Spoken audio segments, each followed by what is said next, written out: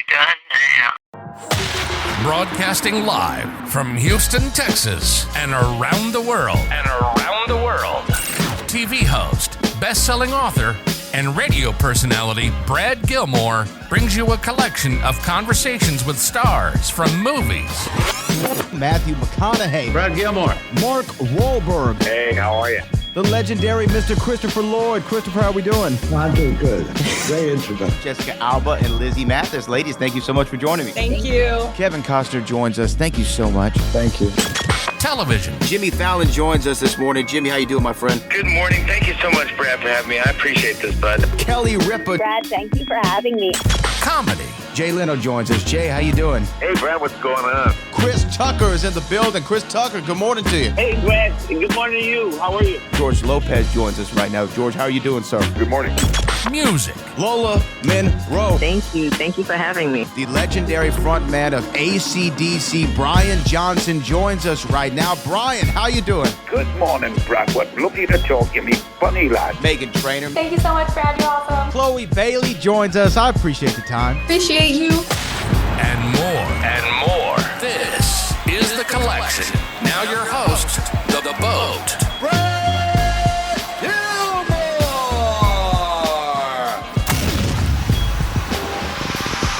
Yeah, Brad Gilmore with CW and ESPN here in Houston, Texas. John, Bart, Sammy, thank you so much, guys, for taking the time. Congrats on the sequel. Thank you. Appreciate it, man. Bart, I gotta ask, man. I have to start with you. Obviously, there's been a hiatus since the first film.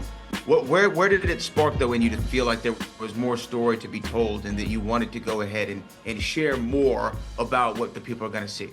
It just took a while for me to be talked into it. A lady named Cindy Bond, who's a producer on both films, it was her original idea to see the first Imagine happen, and it took many years to do that. And as soon as that one ended, she approached me, and she loved the song Even If a lot and wanted to come up with some kind of story or movie around the song. Like even to the point of like finding some fan mail or just somebody's story that we could use the song in, and I didn't want to because I didn't think there was a story there, and making one up didn't seem appealing, and so for years I said no, and then she finally convinced me to get with the writer Brent McCorkle, who wrote and directed it, and so we did it just to say that we've done it, it's not going to happen, and he asked like where'd the song come from, and when I told him the story of how it came about, he was like, "What are we doing? That's the movie," And so I still wasn't convinced, but then when Kingdom and Lionsgate said yes almost immediately, I was like, all right, they're smarter than me, so I guess we're gonna give this thing a shot. And I'm proud of it. I mean, it turned out it's so good, and these guys knocked it out of the park. Yeah, John, whenever you got Bart there, as the real life influence and to be able to kind of pick the brain as needed, I'm sure that's a great gift as an actor to be able to go straight to the source. To me, it's the ultimate gift. I mean, I've said it before. How many times do you get to tell a true story? How many times do you get to tell a true story about a real life person? And even more rare, they're still alive and kicking. You know what I mean? And so to be able to sit next to Bart, thank goodness, it's just one day I'll look back and realize how special it is, and I'm starting to get there. But it makes all the difference in the world. But is there a specific question you go to him with, like, hey man, like, kind of give me some guidance in this moment, or is it more of an observation, listening and just? It's more observation, and honestly, I talk to more of the people that surround him than him directly. I want to hear from his wife, from his children, from people like that. Bart can tell me whatever he wants to tell me, and I have to take that with a grain of salt.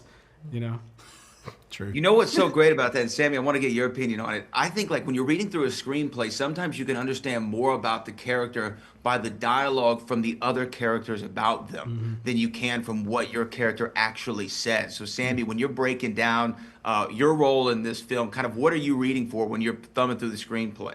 Well, I mean, whatever anyone says about my character, that's the actor moments that you try and find.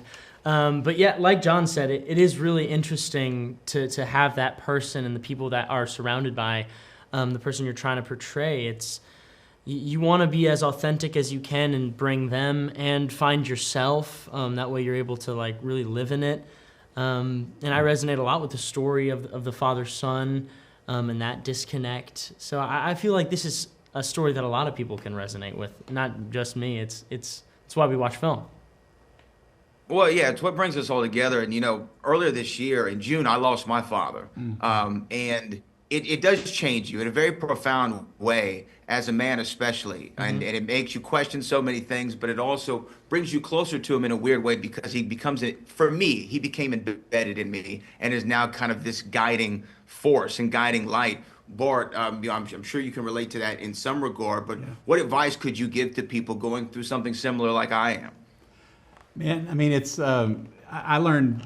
I used to meet with a group of guys that couldn't go to like regular men's group. Like there was a couple of Cy Young pitchers and all these guys, and we got together and talking about, tell us about your dad experience. And I thought, I've got the best one, or whatever. And this Cy Young pitcher was talking about how his dad's his best friend, and and wouldn't change a thing. And then he was like, but then I had to go to therapy just to figure out how to get out from under his shadow. And I was like, wait a minute.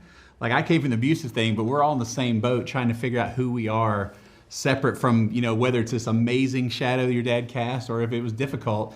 And it comes down to us trying to figure out who we are as men and as adults and parents. And I realized, man, maybe my dad's not as to blame for, because sometimes I blame him for things that go wrong. And I was like, I just got to figure out who I am. And this is what God gave me. And I'm not going to use it as a crutch. And some people were dealt a bad hand, and some people have the best fathers ever. But it still comes down to you figuring out who you are and what your identity is, and the man that you're going to be, and not be blaming other people for how things are going. Absolutely. Well, the film is fantastic. I think it's going to touch a lot of people, and a great follow-up, great sequel. I really do appreciate y'all's time today. God bless you all. Thank you so much. Thank you. Thank you. Thanks, man.